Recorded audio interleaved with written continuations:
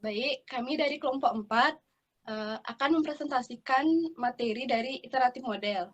Sebelum kami membawakan materi tersebut, izinkan kami untuk memperkenalkan anggota kelompok 4. Yang pertama ada IKD Mahendra Karyada dengan NIM belakang 12. Selanjutnya ada Ketut Ariana Putra dengan NIM belakang 30. Dengan saya sendiri, Nilo Ayudya Stuti dengan NIM belakang 32. Dan yang terakhir, Imade Jelanti. Oke, di sini kami akan menjelaskan tentang iteratif model. Iteratif model merupakan metodologi yang mengandalkan pembangunan aplikasi software satu langkah dan satu waktu dalam bentuk memperluas model. Metodologi ini didasarkan pada spesifikasi awal model dasar dari aplikasi yang dibangun. Setelah model diuji dan umpan balik diterima dari spesifikasi proyek, maka selanjutnya disesuaikan dengan model yang akan dikembangkan. Proses ini diulang sampai model menjadi aplikasi yang berfungsi penuh untuk memenuhi semua kebutuhan user. Nah, dalam iteratif model, proses dimulai dengan implementasi sederhana dari komponen kecil software dan secara iteratif atau berulang meningkatkan versi dari sebuah software dengan update sehingga software siap digunakan oleh user. Yang di setiap iteratifnya atau perulangannya, perubahan baik desain maupun fungsi ditambahkan. Kunci keberhasilan dari iteratif model adalah validasi kebutuhan yang ketat dan melakukan testing yang detail di setiap versinya. Sebuah update version software pastinya harus memberikan fitur-fitur baru yang membuat software menjadi semakin baik. Untuk itu, versi software terbaru harus dilakukan testing yang berulang agar fungsi lamanya tetap berjalan dengan baik. Selanjutnya akan dilanjutkan oleh teman saya. Ya, berikutnya ada spesifikasi iteratif model. Yang pertama, requirement system dan desain itu harus jelas dan mudah dipahami. Yang kedua, persyaratan utama harus didefinisikan, tapi nantinya bisa saja akan ada permintaan baru untuk penambahan fungsi pada saat sistem sedang berjalan.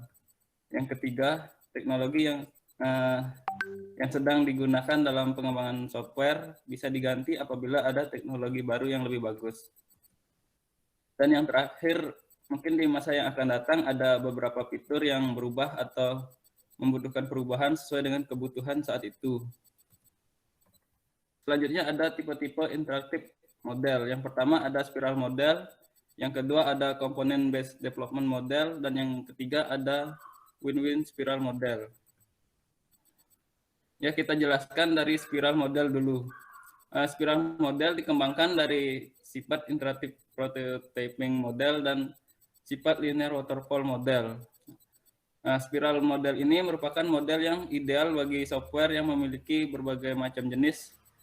Dalam tiap iterasinya, proses software development mengikuti tahap-tahap fase linear.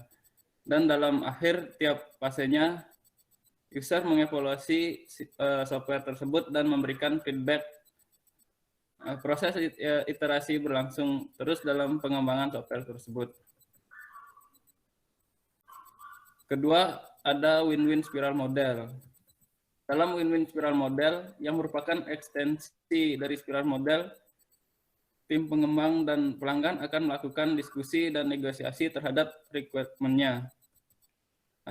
Disebut win-win karena merupakan situasi kemenangan atau antara tim pengembang dan pelanggan. Yang membedakan antara win-win spiral model dan spiral model adalah setelah selesai mendapatkan feedback dari pelanggan, tim pengembang aplikasi dan pelanggan akan kembali melakukan negosiasi untuk perkembangan aplikasi tersebut. Yang terakhir, component based development model. Dalam metode component based development model ini menitik beratkan pada penggunaan kembali dari komponen-komponen yang dibangun dalam sebuah aplikasi. Komponen di sini dapat berupa fungsi tertentu atau sebuah kelompok yang berhubungan dengan fungsi tertentu. Selanjutnya akan dibahas oleh teman saya. Kemudian ada beberapa kelebihan dari interactive model. Yang pertama itu beberapa fungsi kerja dapat dikembangkan dengan cepat di tahap awal, yang membuat lebih mudah untuk menemukan kekurangan fungsional atau desain. Kemudian Yang kedua, pengembang paralel dapat direncanakan. Kemudian, lebih murah untuk mengubah ruang lingkup atau persyaratan. Yang keempat, lebih mudah dilakukan pengujian dan perbaikan pada pengulangan spesifik. Kemudian, masalah, tantangan, dan resiko yang diidentifikasi dari setiap kenaikan dapat dimanfaatkan atau diterapkan untuk kenaikan berikutnya. Nah, kemudian ada waktu pengoperasian awal lebih singkat. Kemudian lebih cocok untuk proyek besar dan penting. Kemudian selama siklus hidup, perangkat lunak diproduksi lebih awal yang memfasilitasi evaluasi dan umpan balik pelanggan. Kemudian ada kekurangan dari interactive model. Yang pertama itu lebih banyak sumber daya yang mungkin diperlukan. Nah, kemudian ada meski biaya perubahan rendah, tetapi itu juga tidak terlalu cocok untuk pengubahan persyaratan. Kemudian ada diperlukan lebih banyak perhatian manajemen. Yang keempat, tidak cocok untuk proyek kecil. Dan kemudian akhir proyek mungkin tidak diketahui, yang merupakan itu risiko. Kemudian ada sumber daya yang sangat terampil, diperlukan untuk analisis risiko. Kemudian ada kemajuan proyek yang sangat tergantung pada tahap analisis risiko. Kemudian yang terakhir, setiap perulangan adalah struktur kaku yang menyerupai proyek kecil, waterfall. Oke, selanjutnya akan dijelaskan oleh teman saya. Baik, materi selanjutnya adalah implementasi. Kami dari kelompok 4 mengambil contoh studi kasus dari iteratif model adalah model game edukasi Guess the Name of the Tree Museum Pancayatnya. Seiring perkembangan zaman dan teknologi, keberadaan museum tidak mendapat banyak perhatian seperti di awal keberadaannya. Jadi kami dari teman-teman mahasiswa ingin membuat suatu inovasi bagaimana caranya menarik minat anak muda dan juga para wisatawan untuk mengunjungi museum tersebut. Nah, di museum Pancayatnya ini terletak di Kebun Raya Bedugul. Dalamnya ada artefak dan juga tanaman-tanaman untuk keagamaan. Nah, kenapa memilih game? Game merupakan sesuatu permainan yang banyak diminati oleh generasi muda. Di dalamnya, permainan game ini mengambil tema adventure. Untuk itu, untuk menarik daya minat berkunjung dan mengenali apa saja yang ada di museum Pancayatnya, kami dari teman-teman mahasiswa menggunakan teknologi informasi berbentuk game edukasi. Nah, selanjutnya itu dimulai dari tahap perencanaan awal. Pada tahap ini, peneliti atau teman-teman mahasiswa maksudnya mencari hal-hal apa saja yang berpotensi menjadi masalah dan dapat dipecahkan dalam bidang ilmu pengetahuan yang telah diteliti yang didapatkan selama menempuh pendidikan. Sesudah perencanaan dilanjutkan dengan tahap perencanaan. Nah, pada tahap ini, dari permasalahan yang didapatkan, dirancang konsep dari game yang telah dibuat. Konsep yang dibuat berdasarkan kebutuhan pihak museum terkait. Selanjutnya, di bawahnya ada tahapan requirement. Pada tahap ini dikumpulkan data-data dibutuhkan dalam pembuatan game adventure di Museum Pancayatnya Kebun Raya Bedugul, Bali. Setelah itu masuk tahap game design. Nah, pada tahap ini dirancang detail dari konsep game tersebut. Setelah adanya persetujuan antara pihak pengembang dengan user, proses desain pembuatan game Guess the Name of Tree di Museum Pancayatnya Kebun Raya Bali dimulai. Selanjutnya di bawahnya itu ada tahap implementasi. Nah, pada tahap ini, setelah adanya persetujuan antara kedua belah pihak, antara user dengan pengembang dan mengumpulkan semua data-data yang diperlukan untuk pembuatan game. Dalam penggabungan elemen menjadi game yang utuh, peneliti menggunakan software Contra 2. Alasan menggunakan software ini adalah untuk mempercepat proses development agar game dapat dilaksanakan pada tahap testing.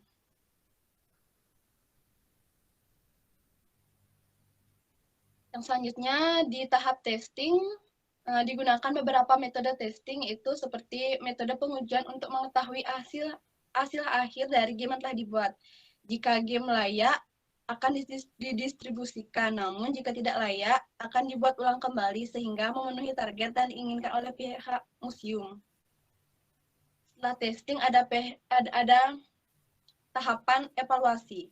Nah, pada tahap ini setelah melakukan pengujian dengan beberapa sampel tes dan mendapatkan soal yang valid, maka selanjutnya game akan dievaluasi untuk mencapai hasil-hasil yang direncanakan sebelumnya, di mana hasil evaluasi tersebut dimaksudkan akan menjadi umpan balik untuk perencanaan yang akan dilakukan di depan.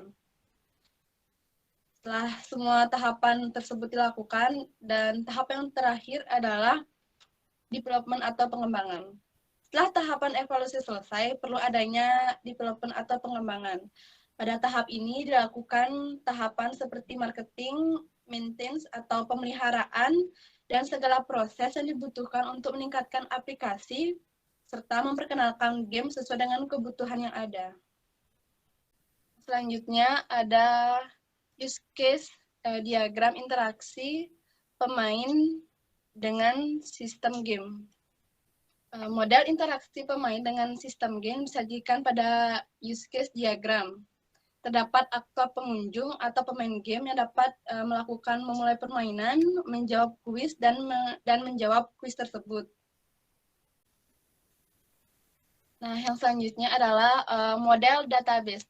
Model database yang dipakai dalam studi kasus ini adalah IRD atau Entity Relationship Diagram.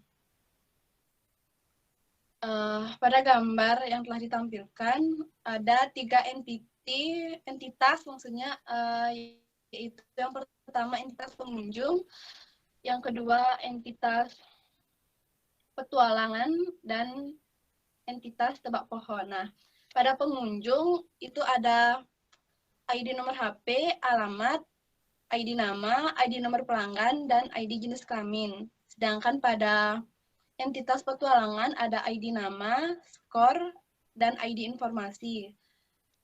Dan di entitas tebak pohon ada ID sejarah pohon dan juga nama pohon. Nah, inilah tampilan dari halaman awal game. Ada pilihan bermain, jenis pohon, dan juga tutorialnya.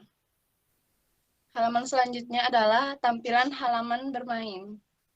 Adalah memulai permainan baru pada game seperti pada gambar. Nah, pada bagian ini pemain harus melewati rintangan untuk mendapatkan poin dan mengumpulkan bintang sebanyak-banyaknya. Nah, untuk melakukannya semua itu dibutuhkan 10 nyawa untuk melewati 10 level pertama. Nah, yang selanjutnya adalah halaman jenis pohon. Pada halaman ini menampilkan opsi bermain kuis. Untuk menebak nama-nama pohon yang ada pada opsi pohon, pemain harus menjawab nama tumbuhan yang ada pada gambar dengan bantuan sebanyak 3 kali, dan setiap jawaban yang benar akan mendapatkan 10 poin. Ada 10 level harus diselesaikan pemain, dan tebak gambar tanaman akan muncul secara acak sampai 10 level.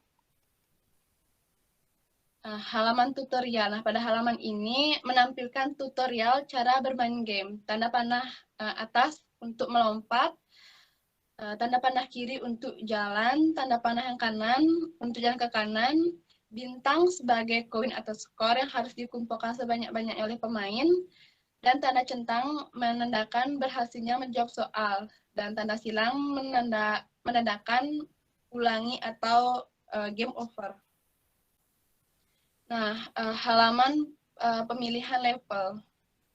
Pada halaman ini menunjukkan contoh permainan diambil contoh dari level 1 lanjut ke level 2. Untuk level 3 sampai 10 juga sama persis seperti itu cara bermainnya, hanya beda pembahasan saja di setiap levelnya. User akan memulai petualangannya dengan melewati rintangan-rintangan terlebih dahulu sampai dia menemukan sebuah pohon. Dia akan mendapatkan informasi pembelajaran terkait penjelasan pohon tersebut. Ada pohon apa saja, apa kegunaan dari pohon tersebut. Kemudian setelah itu dia bisa lanjut memasuki level selanjutnya, itu level 2 dengan proses yang sama melalui rintangan terlebih dahulu, kemudian sampai menemukan pohon. Dia akan kembali ke petunjuk tentang pohon yang ditemukan dan seterusnya sampai level akhir yaitu level 10. Nah, pada level 11 masih tahap pengembangan. Halaman pengenalan pohon. Nah, pada halaman ini menampilkan pengenalan pohon.